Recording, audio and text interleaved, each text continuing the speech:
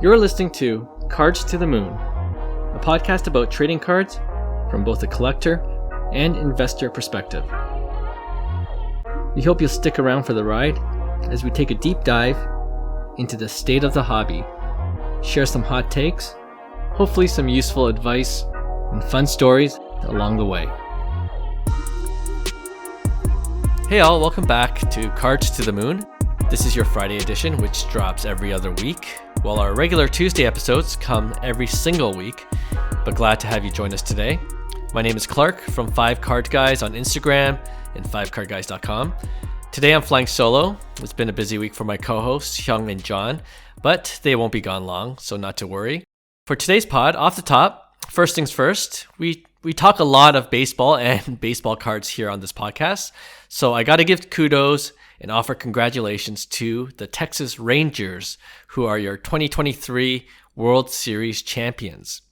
Couldn't believe that this was actually the first World Series the Rangers won since being part of the MLB in 1972. But what a playoff run for that squad. And I just want to specifically shout out Corey Seager, who was the World Series MVP.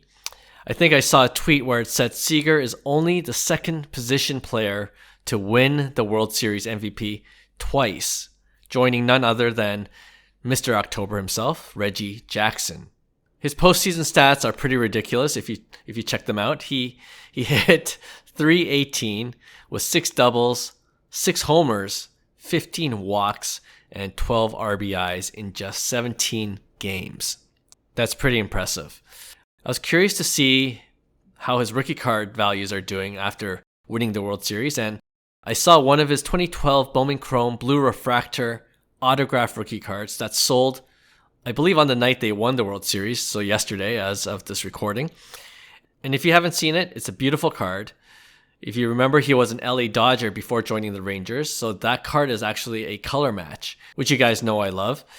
And it was graded a BGS 9.5, and it sold for $1,159. Now, I had to do an Instagram reel on this card because I know there are a few of you out there who say I don't do enough reels of cards that go up in price. So I did one for this card, and about this time last year, you could have gotten it for just $300 to $400.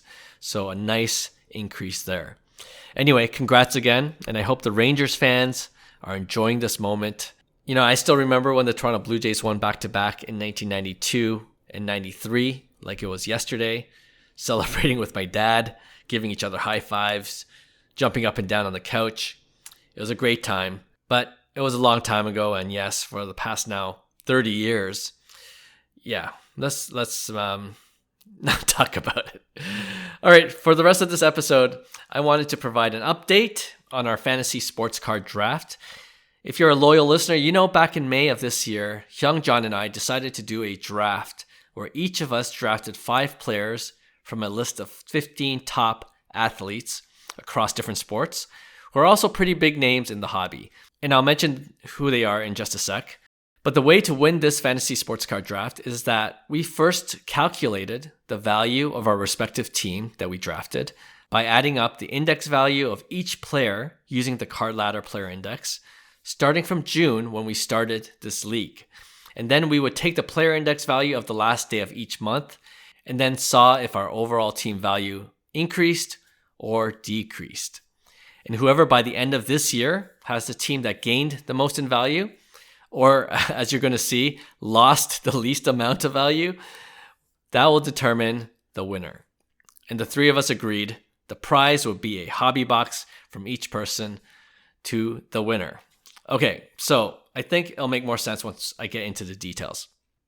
And since we didn't actually update the standings at the end of September, for this podcast episode, I'll go over the updated standings for September and October. And along the way, hopefully we can gain some insight into what's happening with some of these players and their respective cards. All right, let's just get into it now, starting with John, who had the first pick.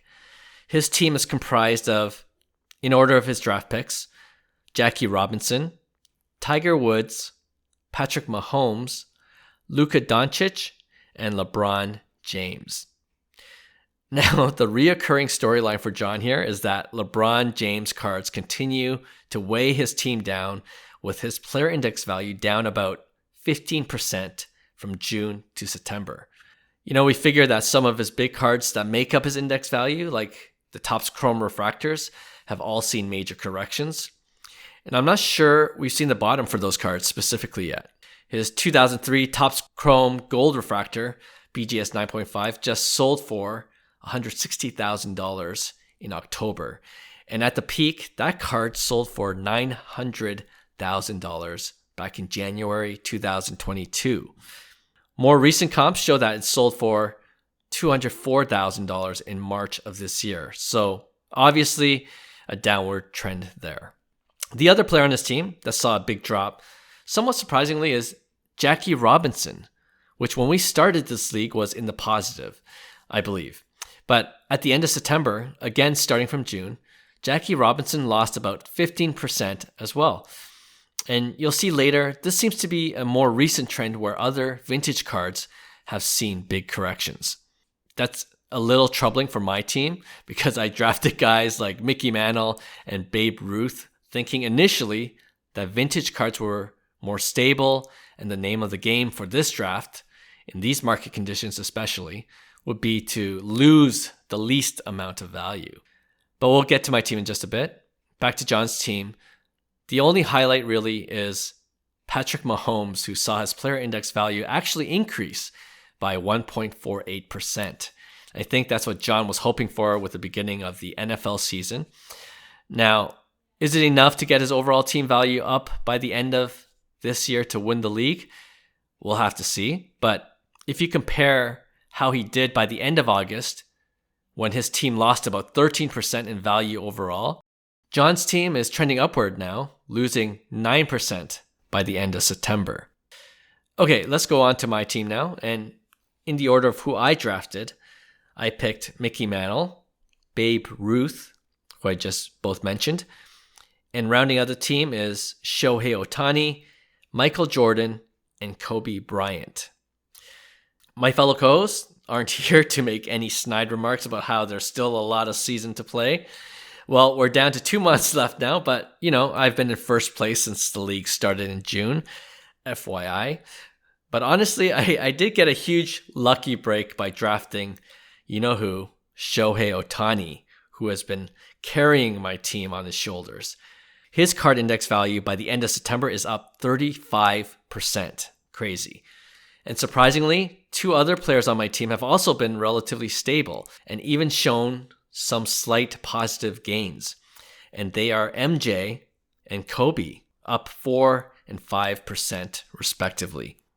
Now, I would be absolutely dominating now if my original strategy of drafting my vintage card players early to establish a stable foundation worked. But just like Jackie Robinson card values that we talked about for John's team, Mickey Mantle's card value index fell 16%, and Babe Ruth is down 9%. And again, that's from June to September. So that pretty much negates all of my gains for my other players. And by the end of September, my team increased in value by 0.83%. So for context, in August, I was up 1.72%. So yeah, I'm also trending the wrong way.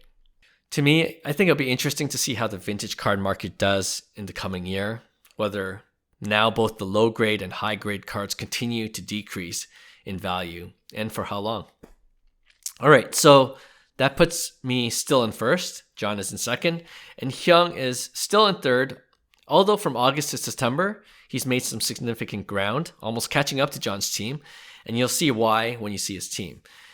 He drafted Lionel Messi, Mike Trout, Stephen Curry, Tom Brady, and Wayne Gretzky. So when we did a quick update in one of our podcast episodes a couple months ago, Lionel Messi just began playing for Miami FC, and that boosted his card value index significantly as expected. By September, he was up about 22%. The rest of Hyung's team wasn't faring as well, but there was one more player who made a jump in September, and that was Stephen Curry, possibly coinciding with the start of the NBA season. His value went from negative to positive, actually, with his index value up 2%. But Hyung's big problem, or I should say problems, on his team is Mike Trout, who was down 16% by the end of September. And unfortunately, with the baseball season over, I don't know if we can expect an upswing anytime soon for his cards until possibly next spring. And then, somewhat surprisingly, Tom Brady is still very much in the negative at minus 23%. Again, it could be for the same reason as the LeBron player index value, with some of his more iconic cards seeing major corrections in recent sales, like his playoff contenders rookie ticket cards. So Hyung, he finished off September down 9.26%. Okay, let's go to our latest update with October just coming to an end. And this won't take as long since it's more of a continuation from September, as you'll see. But I will note that this is the first month my team is in the negative. All right. So I'll start with my team first. The trend for the vintage players continues with Mickey Mantle and Babe Ruth still down 14 and 10% respectively from June to October. Shohei, he's still carrying my team with his card index value up 32.64%. And MJ and Kobe has come down a bit from September, but they are still both in the positive. MJ's at plus 0.7%, and Kobe is up 2.3%. Overall, that makes my team down minus 0.57%. So still good enough to be in first place with 2 months left to play. Fingers crossed for me. Now in second, it was really close actually between John and Hyung after the end of September. If you recall, John was down minus 8.71%, and Hyung was down minus 9.26%. So if you round, they're both down 9% together. But unfortunately for both, their teams have lost more in value as well at the end of October. And unfortunately for Hyung, he lost more than John this past month, keeping John in second place. LeBron continues to get revenge on John, who we know he isn't the biggest fan of if you listen to our podcast. He's down minus 19.7%. Again, his big cards are correcting, and we all know LeBron is a very polarizing player as well, so that might come into play indirectly. Now, surprisingly, Luka cards are also down significantly, dropping 18.1% from June to October. Actually, thinking about it, maybe it's not that surprising. You know, I mentioned on the show before, I sold my Silver Prism rookie card PSA 10 this year for 50% of what I bought it for. So definitely some of his key cards are showing major correction as well.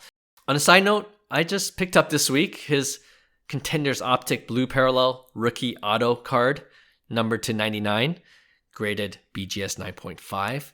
But unfortunately for John, that card is also down about a third of its peak value from a couple of years ago. But on the flip side, there's potential good buying opportunities for players you really like. All right, the rest of John's team is also in the negative, with Jackie Robinson down 14.61%. Tiger Woods is also down minus 17%. Maybe that's worth doing an episode in the future on golf cards in general, just seeing how that market has cooled as well.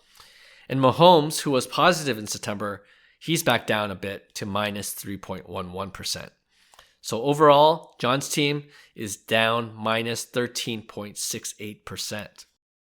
And last but not least, Hyung's team, he's still got Lionel Messi, who's still in the positive, but possibly due to his more recent injuries, where he's missed a few games, and the hype dying down as well since moving to play for Miami FC, his card value index went from being up 22% in September to 6.72% by the end of October.